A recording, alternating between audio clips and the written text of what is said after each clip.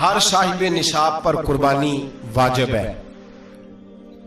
جو زکوٰۃ کا نصاب رکھتا ہو اس پر قربانی واجب ہے. یعنی ضروریات سے زیادہ اتنے پیسے جتنے پیسوں سے زکوٰۃ فرض ہوتی ہے اتنے پیسے جس آدمی کے پاس قربانی سے پہلے آ جائیں اس آدمی پر قربانی کرنا واجب ہے.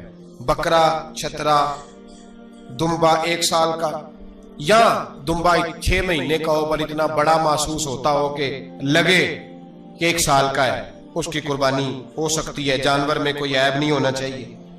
اتنا کمزور نہ ہو کہ ذبح جہاں اسے کرنا ہے وہاں وہ چل کے جا نہ سکے، اتنا کمزور جانور نہ ہو. اس کے اندر بظاہر کوئی اتنا بڑا نقص نہ پایا جاتا ہو، کانا نہ ہو، لنگڑا نہ ہو، کوئی اس کی ہاتھ نہ کٹے ہوئے ہو، ایسا نقص جو واضح ہو. بکرا 1 سال کا، گائے اور بھینس یہ 2 سال کی، اونٹ 5 سال کا.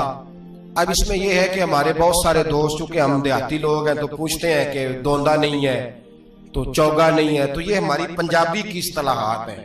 پنجابی کی شریعت اسلامیہ نے سال بتائے ہیں. یہ تو ہم نے اپنی آسانی کے لیے یا دیہاتوں میں جو ماحول تھا اس طرح کا جانور لیں، خوبصورت جانور لیں.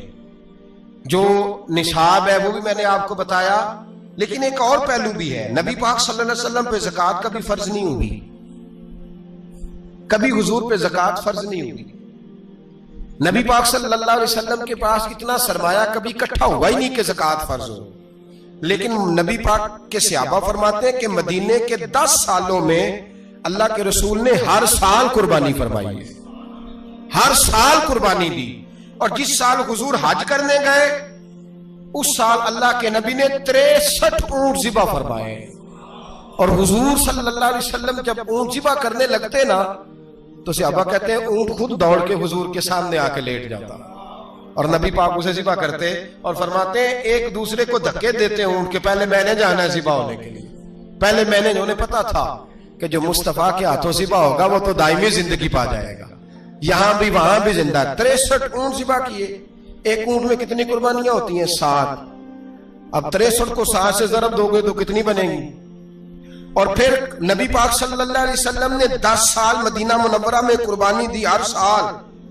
اب وہ 63 اونٹ، ایک اونٹ میں 7 قربانیاں، ہر سال یہاں قربانی. اور مولا علی شیر خدا فرماتے ہیں نبی پاک 2 قربانیاں دیتے.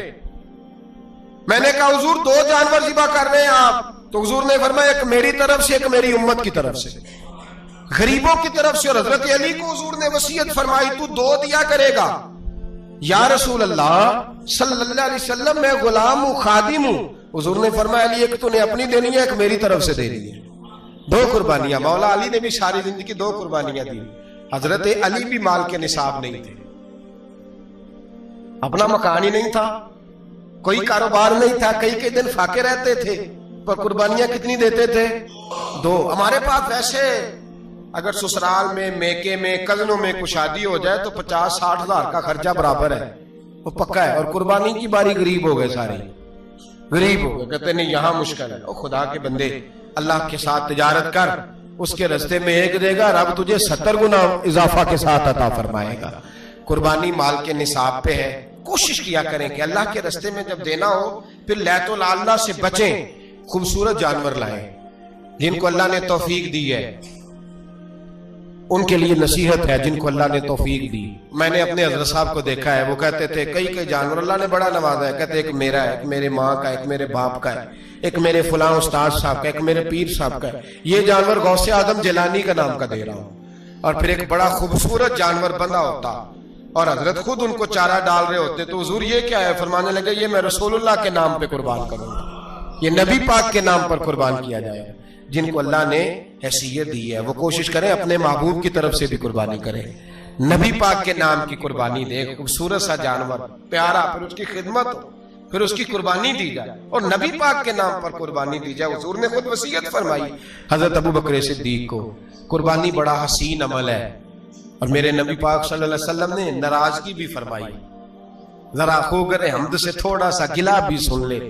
میرے حبیب نے فرمایا جو طاقت کے باوجود قربانی نہ کرے وہ ہماری عیدگاہ میں عید کی نماز پڑھنے نہ آئے، وہ نہ آئے. اور یا رسول اللہ جو کرے گا، فرمایا قربانی کے جانور کا خون کا قطرہ بعد میں زمین پہ گرے گا، اللہ اس کے سارے گناہ پہلے معاف فرما دے گا. اللہ اس کے سارے گناہوں کو بخشے گا۔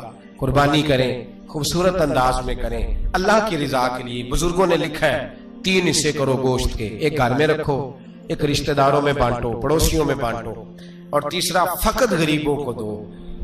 لیکن میں اکثر یہ سوچتا ہوں کہ ہمارے ہاں قربانی کرتا ہی وہ ہے جن کے گھر میں ہر جمعرات کو چھوٹا گوشت پکتا ہے، اور جن کے گھر میں ہفتے میں 3 دفعہ مرغی کا گوشت پکتا ہے، وہی تو قربانی دینے کے قابل ہوتے ہیں۔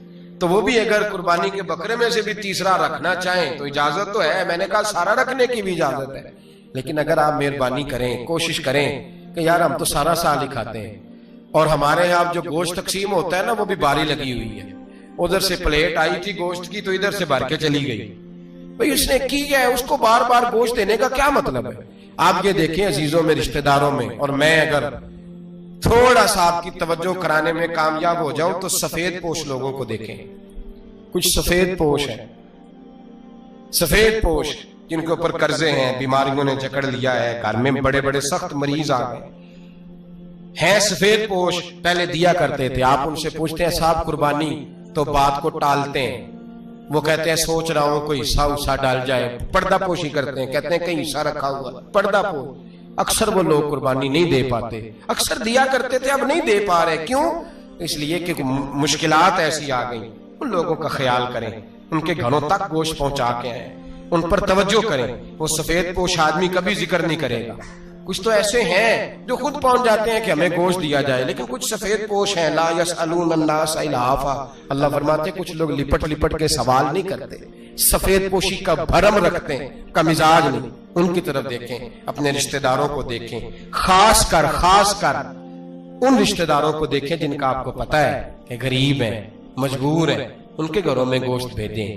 غریب بیٹیوں، غریب بہنوں کا خیال کریں، اس طرف متوجہ ہوں، ان کے ساتھ اس نے سلوک کریں، اس طرف آپ لوگ خیال کریں۔